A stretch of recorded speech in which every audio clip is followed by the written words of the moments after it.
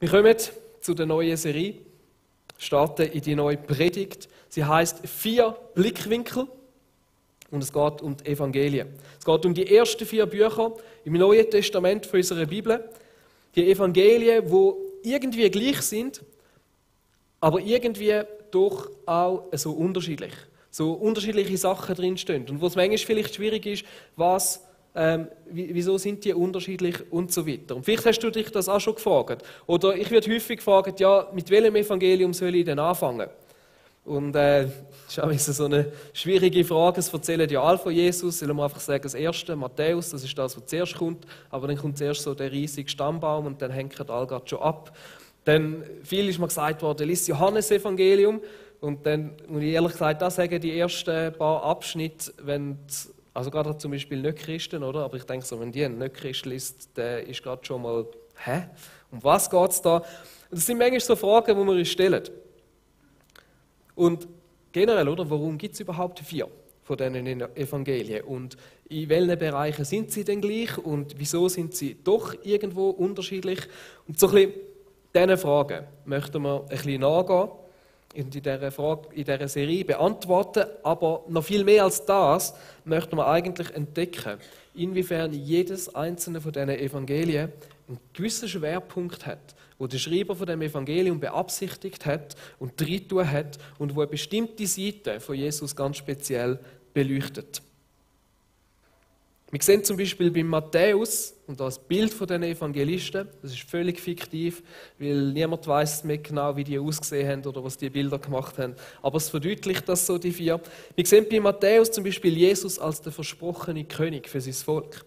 Wir sehen beim Markus Jesus als der leidende Diener, der anderen dient hat. Wir sehen beim Lukas Jesus als der Retter von allen Menschen und beim Johannes sehen wir Jesus als der Sohn von Gott, der uns zeigt, wie der Vater schlussendlich ist. Und unser Gebet wirklich für diese Serie ist, dass durch die verschiedenen Schwerpunkte uns allen Jesus einfach nochmal neu lieb gemacht werden. Wir möchten als ganze Kirche, aber du hoffentlich auch für dich ganz persönlich, Jesus nochmal neu kennenlernen, weil er ist schlussendlich das Zentrum, um das in unserem Glauben geht. Das Zentrum von unserem Glauben ist nicht die Bibel, sondern ist die Person, von der die Bibel berichtet. Und das ist Jesus. Um ihn geht es in allem, von Anfang bis zum Schluss. Und ich wünsche mir mega, dass du lustig wirst, die Evangelien für dich nochmal mit neuen Augen zu entdecken. Sie mal vielleicht mit diesen verschiedenen Blickwinkeln lesen und so nicht einfach nur all die bekannten Geschichten, die du vielleicht schon x-mal gehört hast, zu sehen, sondern tiefer dahinter zu sehen und zu sehen auf einer tieferen Ebene, was Jesus eigentlich oder was der Schreiber dort uns eigentlich noch für heute möchte mitgeben, was für eine Seite von Jesus er beleuchtet, die vielleicht auf den ersten Blick für uns manchmal nicht ganz sichtbar ist. Und es kann auch ein guter Moment sein für dich, um eine Challenge zu starten. Wenn du mutig bist, zum Beispiel sagen, hey, ich lese jede Woche eins von diesen Evangelien, gerade das, was wir gehört haben. Das ist vielleicht ein bisschen ehrgeizig, aber es ist durchaus machbar. Man braucht ein bisschen Zeit.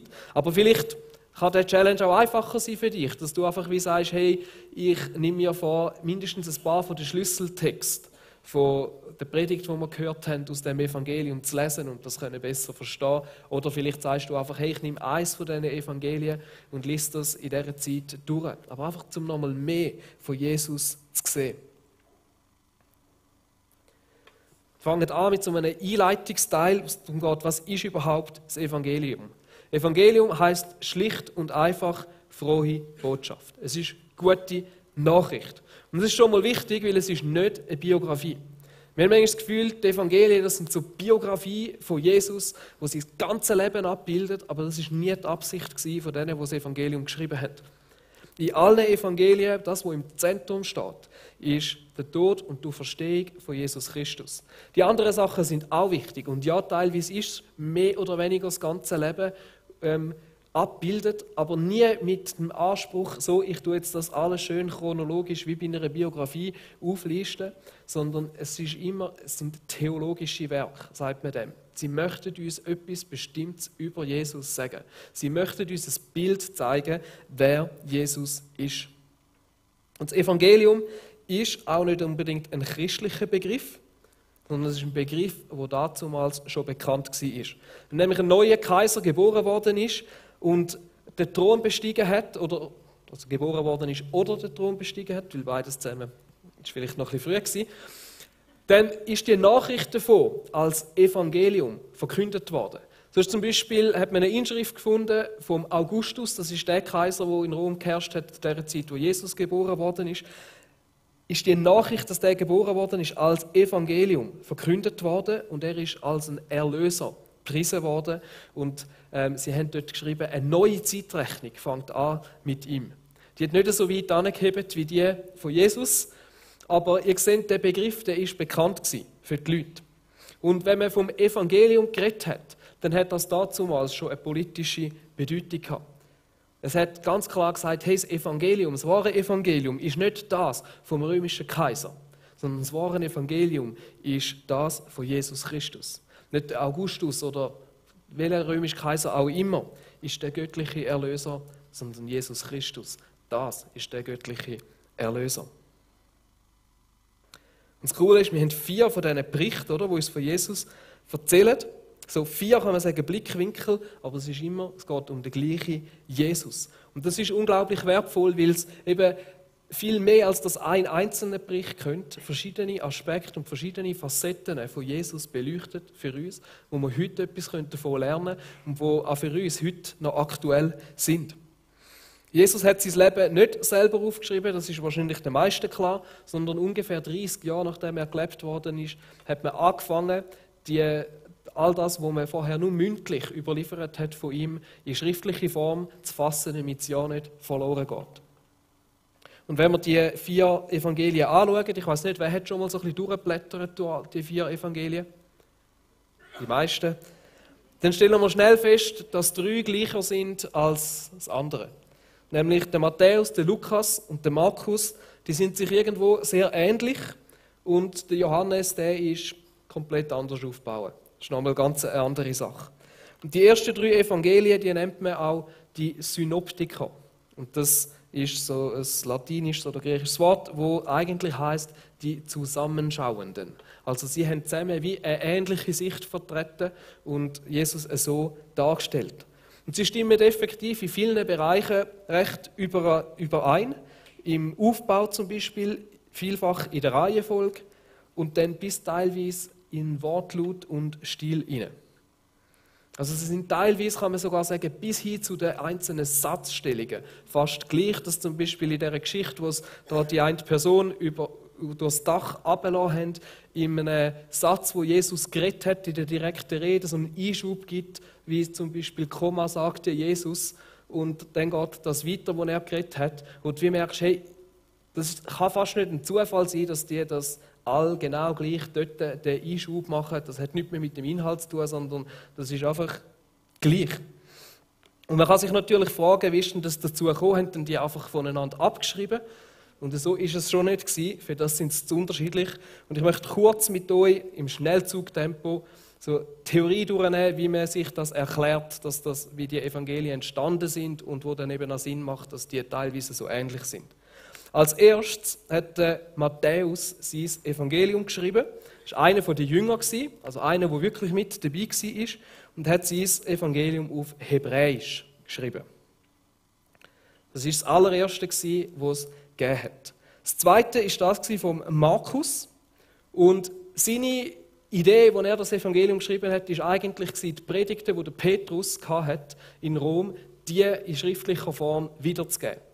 Und er hat also vor allem sich auf das beruht, was er von Petrus mitbekommen hat, was ihm der Petrus gesagt hat aber auch das Matthäus-Evangelium schon gehabt und hat darum gewisse Sachen von dort übernommen und eingeflechtet, ist aber in vielen Bereichen oder in gewissen Sachen eben ausführlicher gewesen, gerade zum Beispiel in den Sachen, wo der Matthäus vielleicht nicht gleich können wissen, weil der ist erst später jünger geworden als der Petrus.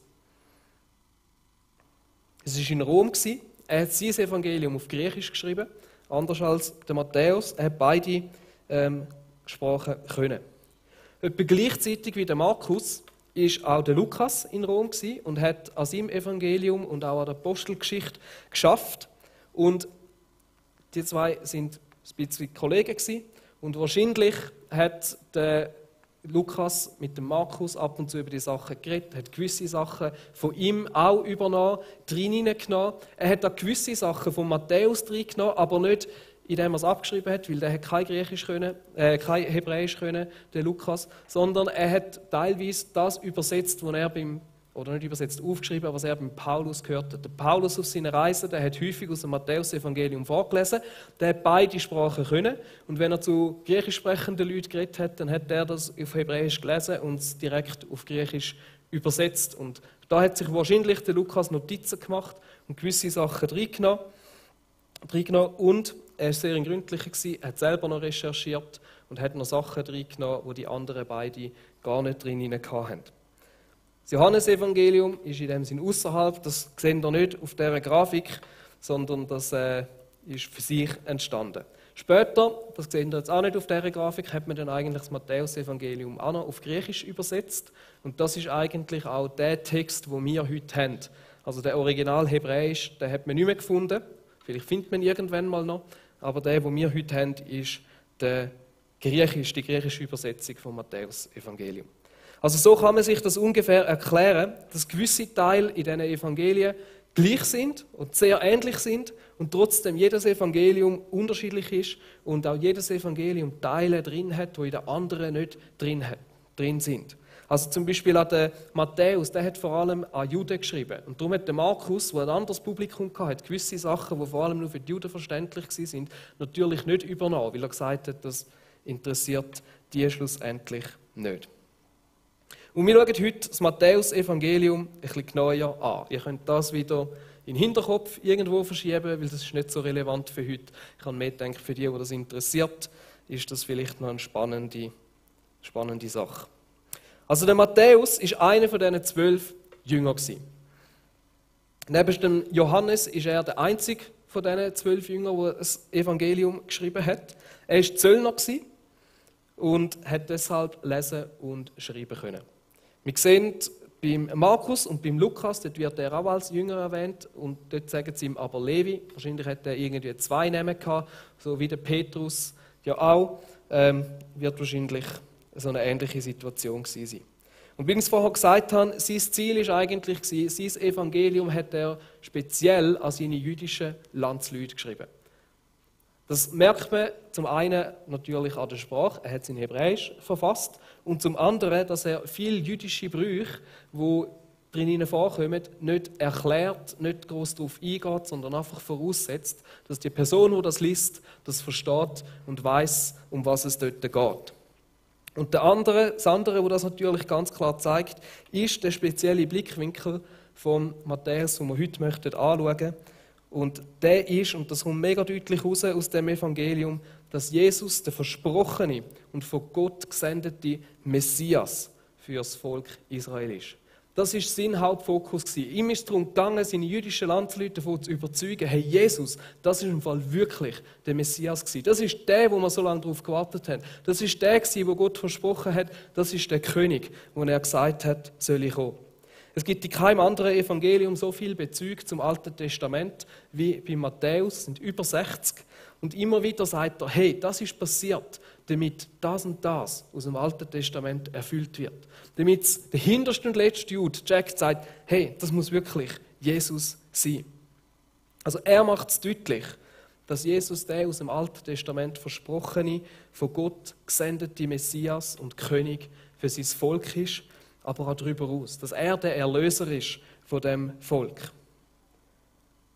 Und wir gehen im Schnellzugtempo durch das ganze Matthäus-Evangelium durch. Ich picke 3, 4 so Stationen ein Stück weit raus, wo das verdeutlichen, wo das zeigen. Und ganz am Anfang, erster Satz in Matthäus, zeigt das schon mega deutlich. Er bringt am Anfang ein ganzes Geschlechtsregister, den ganzen Stammbaum von Jesus. Und der erste Satz da drin heißt: Verzeichnis der Vorfahren von Jesus Christus, dem Sohn Davids und dem Sohn Abrahams. Jetzt klingt das vielleicht auf den ersten Blick so ein bisschen wie eine Floskel, so ein bisschen, ja, Sohn Davids, Sohn Abrahams, aber das ist ganz bewusst gewählt von Matthäus. Weil jeder Jude hat gewusst, nur ein Sohn Davids, nur einer, der von David abstammt, der kann überhaupt der Messias sein. Weil Gott hat dem David versprochen, dass sein Königreich nie enden wird. Dass eines Tages einer kommen wird, der für immer auf dem Thron wird hocken. Und darum kommt diese Aussage auch zuerst. Das Zweite ist ja nachher das mit dem Abraham. Und der hat ja eigentlich viel früher noch gelebt. Und er hat sich aber entschieden, den David zuerst genommen und dann den Abraham, weil durch den Abraham hat Gott versprochen, dass durch ihn alle Völker auf dieser Erde sollen gesegnet werden. Und das ist das Zweite, wo er sagt, hey, aber nicht nur für die Juden, sondern Jesus ist gekommen und ist für die ganze Welt zu einem Segen geworden. Das bringt er schon im allerersten Satz zum Ausdruck. Und dann berichtet der Matthäus über die Geburt von Jesus, wie Jesus geboren worden ist und wie die Weisen aus dem Morgenland gekommen sind, um den neuen König zu begrüßen, wie sie ihn gesucht haben, gefunden haben und ihm Ehre dargebracht haben. Interessanterweise ist das eine Story, die findest du nur in Matthäus. Die ist bei den anderen Evangelien nicht drin. Und auch das zeigt wieder den Fokus, den er klar hat, wo er hatte, Matthäus. Weil die Message ist klar. Jesus ist König. Es ist ein König geboren. Die Weisen sind den suchen. Ein Stern hat ihnen das angezeigt. Und auf dieser Suche sind sie noch schnell beim Herodes vorbeigekommen und dem sagen, hey, wo ist der König, den man gefunden hat? Und der Herodes so, what? Anderer König? Niemals, ich bin König. Also es ist wie schon da drin ganz klar angesagt, da ist ein neuer König geboren. In dem Moment in Bethlehem. Dann geht es weiter, einen längeren Abschnitt, wo der Matthäus uns berichtet, wie Jesus gelebt hat, wie er unterwegs war. Und er hat sich entschieden, die Lehre von Jesus in 5 grosse Reden in sein Evangelium hineinzupacken. Er hat 5 Reden uns überliefert, die sind bei den anderen Evangelien nicht so an einem Stück drin, teilweise verstückelt, teilweise gar nicht. Und hat das uns so hinterlassen. Das eine ist die Bergpredigt, Matthäus 5 bis 7, die Aussendungsrede, Matthäus 10, die Gleichnisrede, 13, Gemeinderede und Ölbergrede. Und das sind unglaublich wertvolle Zeugnisse für uns, um zu sehen, was Jesus effektiv gelehrt hat, was er von seinem Königreich erzählt hat. Und an das merkt man, es ist viel die Rede vom Königreich der Himmel. Das war die jüdische Ausdrucksweise vom Königreich Gottes. Und wir möchten die Bergpredigt ein bisschen miteinander anschauen.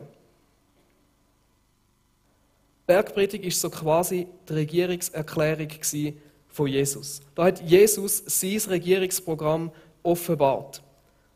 Wie wenn ein neuer König oder ein Herrscher ansteht und sagt, hey, so und so funktioniert es unter meiner Herrschaft. Das ist das, was Jesus an der Bergpredigt gemacht hat. Er gesagt hat, hey, ich möchte euch erzählen, wie sieht es aus in meinem Königreich. Und das Bild, das er gezeichnet hat von dem Königreich, ist ganz ein anderes Königreich als all die anderen Königreiche, die man zu der damaligen Zeit kennt hat. Es ist ein Königreich, das ganz anders funktioniert hat als die Königreiche dieser Welt. In vielen Aspekten sogar völlig gegensätzlich. Ich nenne das oft auch, es ist so quasi das umgekehrte Königreich gewesen, weil es so konträr ist zu so, wie andere Königreiche in der damaligen Zeit funktioniert haben, dass es völlig eben auf den Kopf gestellt war, dass es wie ein umgestelltes Königreich war. Und jetzt hätten wir ein Video dazu, jetzt habe ich das aber der Andrea nicht gesagt. Gell? Jetzt weiss ich nicht, ob du noch findest, es ist im gleichen Ordner wie PowerPoint drin sind. Vielleicht kannst du es reinnehmen, ich mache mal noch weiter, und sonst schließe ich so das nachher vor. Das Königreich von Gott ist ein Königreich mit ganz anderen Gesetzmäßigkeiten, als wir zu der damaligen gesehen haben. Es war verblüffend, was Jesus dort gelehrt hat. Er hat die Leute überrascht, weil seine Lösungsansätze zu den allgemeinen Problemen, die man so hat, sind völlig kreativ gewesen. Völlig entgegengesetzt von dem, was die Leute im Normalfall kennt haben. Er hat, man kann sagen, einen neuen Maßstab erfunden. Eine ganz andere Art, wie das funktioniert. Eine neue Art und Weise von Gerechtigkeit. Das Königreich, von dem er erzählt hat, ist ein Königreich voller Ehrlichkeit. Und er gesagt hat, euer Ja sei ein Ja. Es ist ein Königreich ohne Gewalt, ohne Vergeltung, ohne Zurückschlag. Stellt euch mal das vor, heute, wenn im Iran da irgendwo ein paar Sachen passiert, sofort kommt der Gegenschlag. Sofort schlägt das andere Reich zurück und sagt, hey, da müssen wir drin rein, da müssen wir angreifen, da müssen wir Vergeltung. Es muss irgendwo ausgeglichen sein. Stattdessen predigt Jesus das Königreich von der Großzügigkeit, vom Frieden, von Liebe statt Hass. Und sagt, hey, tut selbst diesen Menschen Gutes, die euch Böses möchten. Was für ein krasser Gegensatz zu dem, was wir eigentlich schon so erleben in unserem Leben.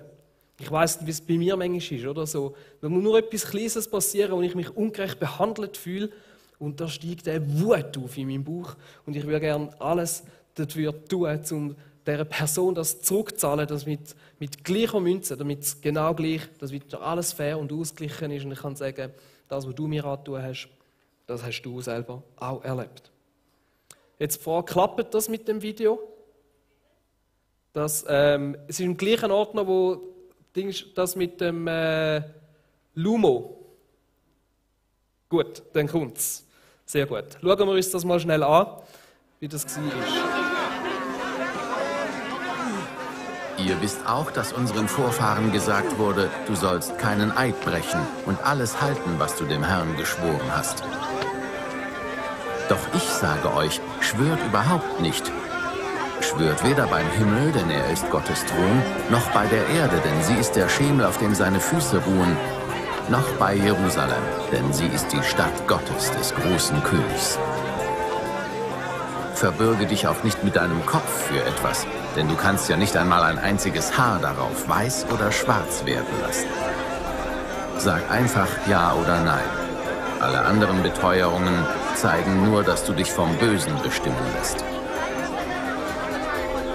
Ihr wisst, dass den Vorfahren auch gesagt wurde, Auge um Auge, Zahn um Zahn.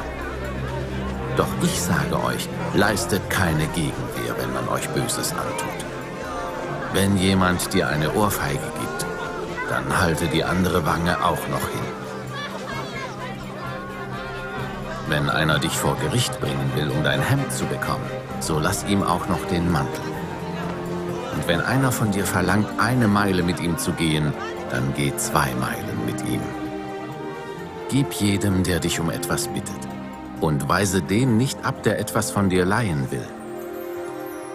Es heißt bei euch, liebe deinen Mitmenschen und hasse deinen Feind. Doch ich sage euch, liebt eure Feinde und betet für die, die euch verfolgen. So erweist ihr euch als Kinder eures Vaters im Himmel. Denn er lässt seine Sonne für Böse wie für Gute aufgehen. Und er lässt es regnen für Fromme und Gottlose. Wollt ihr etwa noch dafür belohnt werden, dass ihr die Menschen liebt, die euch auch lieben? Das tun sogar die Zolleinnehmer, die sonst bloß auf ihren Vorteil aus sind. Wenn ihr nur euren Freunden liebevoll begegnet, ist das etwas Besonderes? Das tun auch die, die von Gott nichts wissen. Ihr aber sollt in eurer Liebe vollkommen sein, wie es euer Vater im Himmel ist.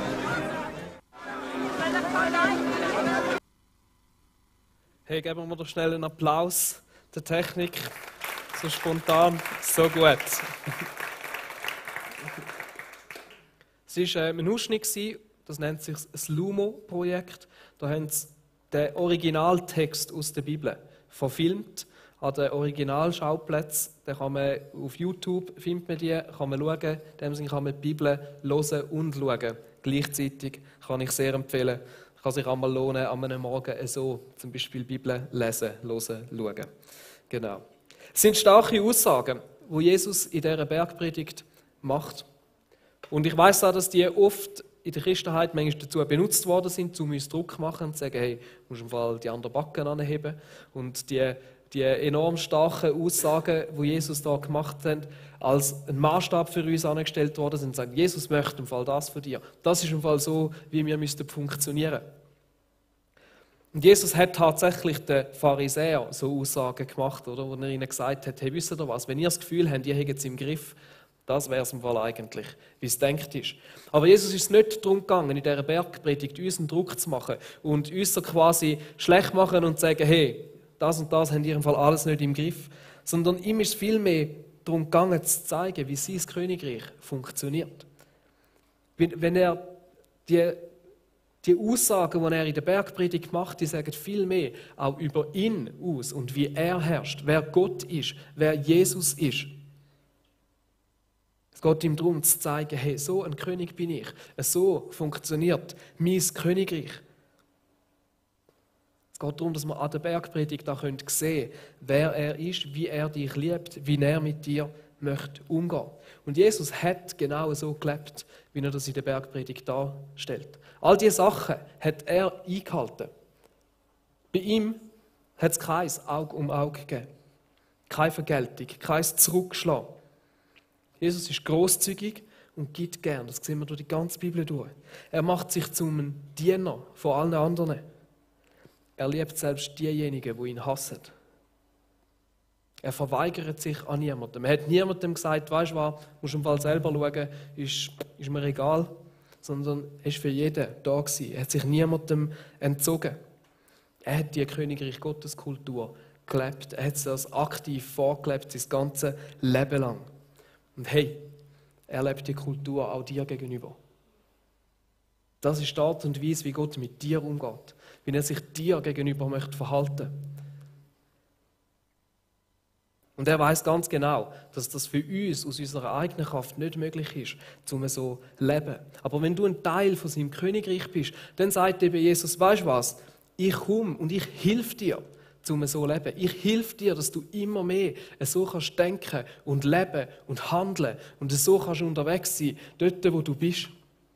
Er ist nicht der kommt und sagt, hey, das ist im Fall die Messlatte, an dem musst du dich ausrichten und das musst du probieren, sondern er sagt, hey, weißt du was, ich möchte dir helfen, um auf das Level zu kommen, um an diesen Ort hinzukommen, um so eine Kultur zu leben und so können unterwegs sein.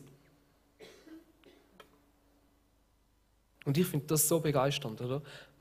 Stell dir einfach vor, wenn wir jeder von uns immer wieder einen Schritt machen könnten, um mehr so ähnlich zu werden. Wenn Jesus dir hilft, um immer wieder in gewissen Bereichen mehr die Königreich Gottes Kultur zu leben, mehr so wie er unterwegs zu sein, nach diesen Prinzipien zu leben, was das würde verändern in deiner Ehe, in deinen Freundschaften, an deinem Arbeitsplatz oder wo auch immer du sonst noch bist.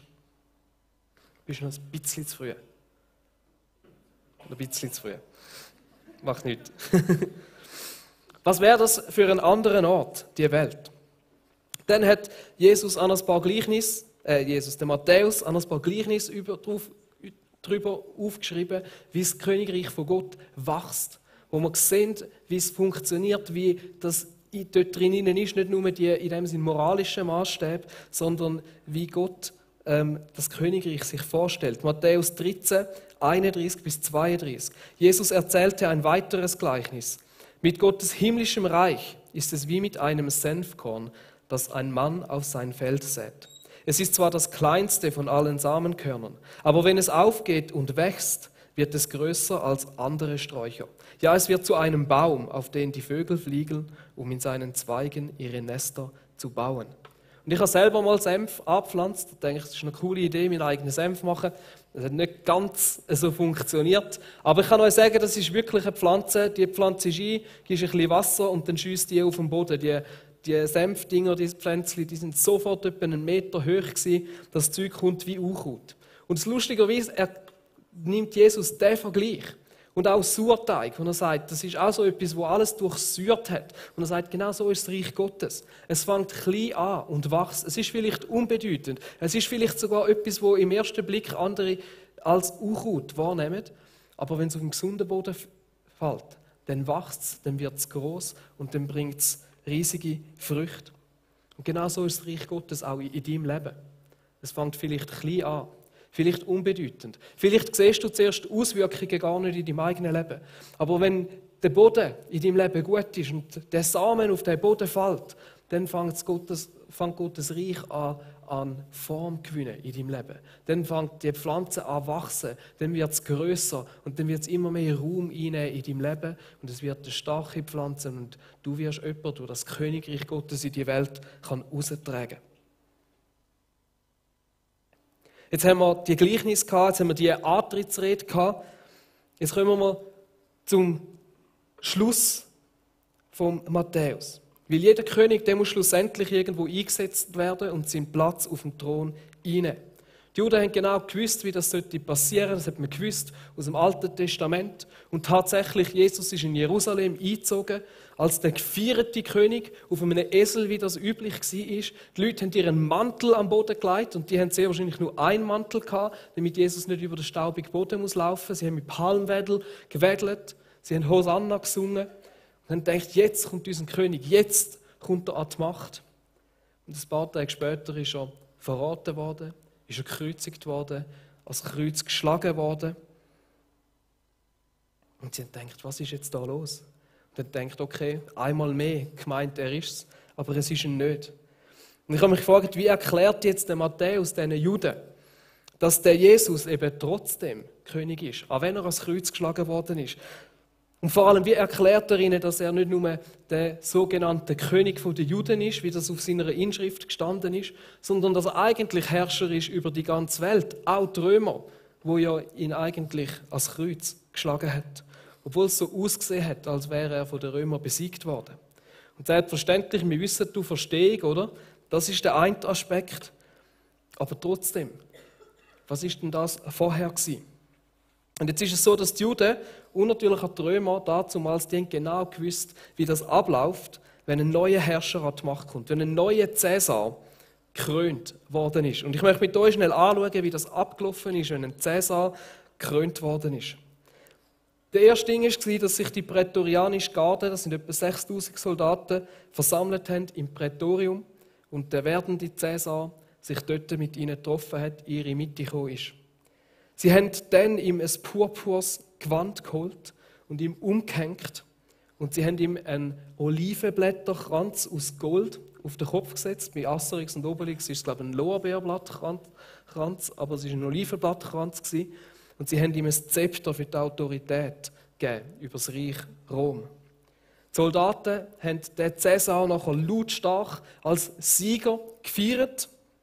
Und dann ist ein Umzug durch die Straßen von Rom, angeführt von diesen Soldaten, gestartet. In der Mitte, hinter den Soldaten, war der Cäsar. Hinter dem Cäsar ein Opferstier, wo sie nachher schlachten wollten, wo sie gesagt haben, wenn der geschlachtet worden ist, das markiert den Übergang von dem Cäsar in Status der Götter. Neben dem Stier ist ein Sklave gelaufen mit einer Axt, das Werkzeug, mit dem sie den Stier nachher umbringen wollten. Der Umzug, die Prozession, die hat auf den höchsten Hügel von Rom geführt, das Kapitoleum, das heißt übersetzt auf Deutsch Kopfhügel. Und dann ist der Cäsar-Kandidat so quasi vor dem Tempelaltar gestanden. Der Sklave, ich weiß nicht, warum das dort so war, hat ihm eine Schüssel Wein mit Myrrhe angeboten. Er hat das abgelehnt, der Sklave hat es angenommen und sie haben das über den Altar oder über den Stier gelehrt, den Stier geopfert. Und das war der Akt, wo der Cäsar eingesetzt worden ist. Der Cäsar hat nachher seine nächsten Stellvertreter zu seiner rechten und zu seiner linken Seite gerufen und mit ihnen zusammen den Thron bestiegen. Und dann hat das Volk unten dran gejubelt und gejuchzt, den gottgeweihten Kaiser verehrt und als göttliches Gütesiegel haben Götter ein Zeichen gesendet, wie zum Beispiel ein Schwarm Tauben oder eine Sonnenfinsternis. So ist das abgelaufen, das haben alle gewusst. Und jetzt schauen wir an, wie der Matthäus die Kreuzigung von Jesus beschreibt. Jesus ist ins Prätorium von Jerusalem gebracht worden und die ganze Kompanie von Soldaten hat sich um ihn versammelt. Matthäus 27,7 für die, die es nachlesen wollen. Die Soldaten haben Jesus einen Dornenkranz gebracht, einen alten Stock als Zepter und ein purpurniges Gewand, das sie ihm umgehängt haben. Vers 28 bis 29. Dann haben die Soldaten verspottet, ihn sarkastisch gerüßt, so ein bisschen vor ihm auf die Knie gegangen und verhöhnt. Vers 29. Und dann ist der Umzug durch die Straßen von Jerusalem passiert. Nicht ein Stier dabei, sondern Jesus ist beides zusammen gewesen. Der aus der Sicht der Römer möchte gern Gott und das Opfer. Und aus der Sicht von uns heute eben der König und gleichzeitig das Opfer. Das Kreuz hat der Simon von Kyrene schlussendlich für ihn getragen, das Instrument von seinem Tod. Jesus ist nach Golgatha geführt worden, ein Hügel, übersetzt Schädelstätte. Und ich habe neu jetzt gelesen, bin jetzt nicht, bei dem nicht näher nachgegangen, dass man eigentlich dem auch sagen könnte, Kopfhügel. Genau gleich wie im Römischen. Dann ist Jesus Wein angeboten worden, vermischt mit Essig, den er abgelehnt hat. Und gerade darauf heisst es, dass er gekreuzigt worden ist. Matthäus 27, Vers 35. Und dann finden wir den Bericht in der Bibel, wie neben Jesus rechts und links 2 Verbrecher gekreuzigt worden sind, erhöht worden sind, zusammen mit ihm. Und dann am Schluss nochmal ist Jesus höhnisch verspottet worden von den Leuten rundherum. Preisen so quasi an, was ist jetzt mit dir, mit deiner Macht? Und in dem Moment hat Gott ihn bestätigt als König. Der Tempelvorhang ist zerrissen in 2 Teile, die Erde hat gebebt, die Gräber haben sich geöffnet, steht dort, dass Verstorbene plötzlich wieder gesehen worden sind in der Stadt und rumgelaufen sind. Und schlussendlich hat sogar die römischen Soldaten und der Hauptmann, der dort am Kreuz war, wo eigentlich Cäsar als Sohn Gottes verehrt haben, gesagt, der ist tatsächlich der Sohn von Gott gewesen. Sehen ihr die Parallelen? Für die Leute, die das Evangelium gelesen haben, ist es sonnenklar gewesen, was der Matthäus damit sagen will, was er damit deutlich machen will. Jesus hat am Kreuz nicht verloren, sondern er hat gesiegt. Das Kreuz war nicht ein notwendiges Zwischentief auf dem Weg zum Sieg, sondern sie war eigentlich die Krönung von Jesus als Herrscher über alles. Völlig anders, als das die Juden erwartet haben, aber eigentlich völlig passend zu der Art und Weise von Königreich, wo er verkündet hat. Diese Message kommt mega klar über im Matthäus-Evangelium. Jesus ist der versprochene Messias der Juden. Und er hat das Königreich von Gott aufgerichtet. Das Kreuz war seine Einsetzung. Am Kreuz ist er zum König gekrönt worden. Und sogar die Römer mussten es anerkennen. Was heisst jetzt das für uns heute? Das eine ist genau das. Jesus ist König. Er regiert. Und zwar auf verschiedensten Ebenen. Wir lesen nachher weiter im Neuen Testament, dass Jesus von Paulus als König vom Universum dargestellt wird. Darum ist auf dem Bild, wenn du Jesus als König googelst, findest du jenste so alte Bilder und mega oft hat Jesus in der einen Hand so eine Kugel, eine Weltkugel, die dafür steht, dass er alles im Griff hat. Alles. Egal was es ist, auch in deinem Leben. Er hat alles in der Hand. Jesus ist der versprochene Messias. Er ist der König von seinem Volk, von Israel. Er ist auch der König von uns heute als Kirche. Und das zeigt uns nochmal, wie er das hebt, was er verspricht. Das, was im Alten Testament versprochen worden ist, ist wahr worden in Jesus. Jesus ist König über sein Königreich. Und das Königreich ist so anders, als wie wir uns sonst manchmal das Königreich vorstellen. Es ist so viel besser. Und Jesus lädt dich ein, ein Teil von seinem Königreich zu werden.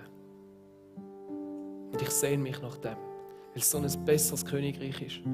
Aber ich merke auch, wie viele Leute sich schwer tun damit, weil sie eine Frage anders beantworten. Nämlich die Frage, was ist Jesus für ein König? Was für ein König ist Jesus, den er uns dargestellt hat? Und es gibt immer noch Leute, die das Gefühl haben, Jesus ist ein strenger Herrscher.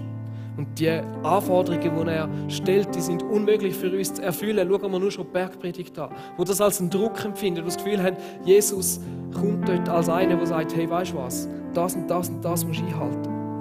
Aber das Bild, das die Evangelien uns zeigen von Jesus, ist ganz anders. Sie zeigen uns Jesus als einen gnädigen Herrscher. Als der Hirt, der sein Leben für dein Leben angibt, der dich sucht. In Matthäus 11, 28 bis 30 sagt Jesus über sein Königreich und über ihn als König: Kommt alle her zu mir, die ihr euch abmüht und unter eurer Last leidet. Ganz anders als die anderen Königreiche. Die anderen Königreiche, die geben dir Last. Die setzen dir Last auf. Ich werde euch Ruhe geben. Vertraut euch meiner Leitung an und lernt von mir, denn ich gehe behutsam mit euch um. Er sagt nicht einfach da, das musst du machen. Er sagt, lern von mir, ich helfe dir. Ich gehe behutsam mit dir um. Ich sehe auf niemanden herab. Wenn ihr das tut, dann findet ihr Ruhe für euer Leben. Das Joch, das ich euch auflege, ist leicht. Und was ich von euch verlange, ist nicht schwer zu erfüllen.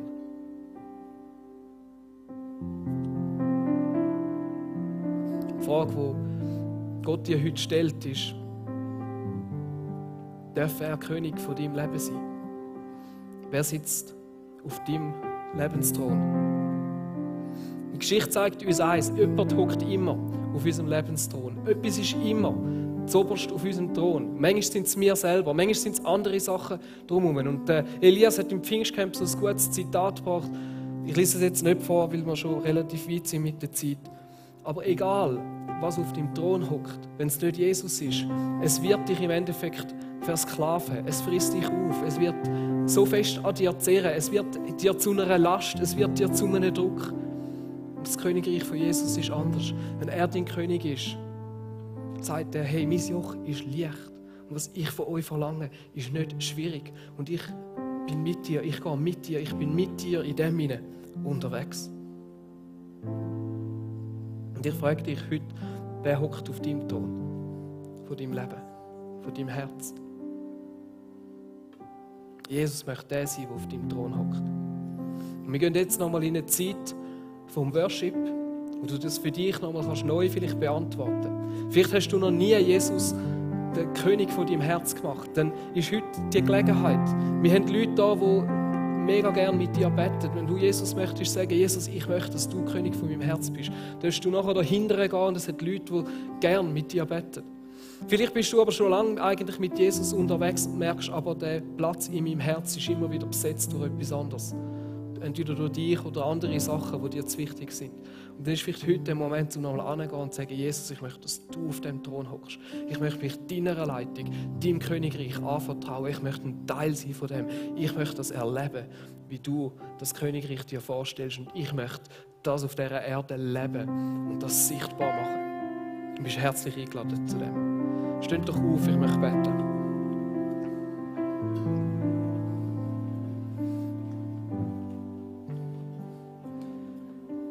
Jesus, du bist so ein guter König.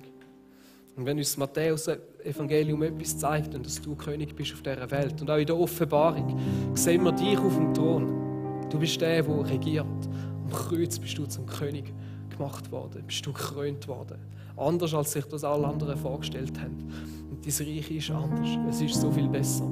Aber wenn es manchmal völlig entgegengesetzt den natürlichen Sachen ist, wie wir manchmal ticken und funktionieren, du druckst uns das nicht auf, du möchtest uns mitnehmen und sagen, hey, ich möchte euch helfen, Teil von dem Königreich sein, so zu leben, das in dieser Welt voranbringen. Jesus, ich bitte, dass wir immer wieder anschauen können, wer sitzt bei mir auf dem Thron. Und ich möchte dich auf dem Thron haben.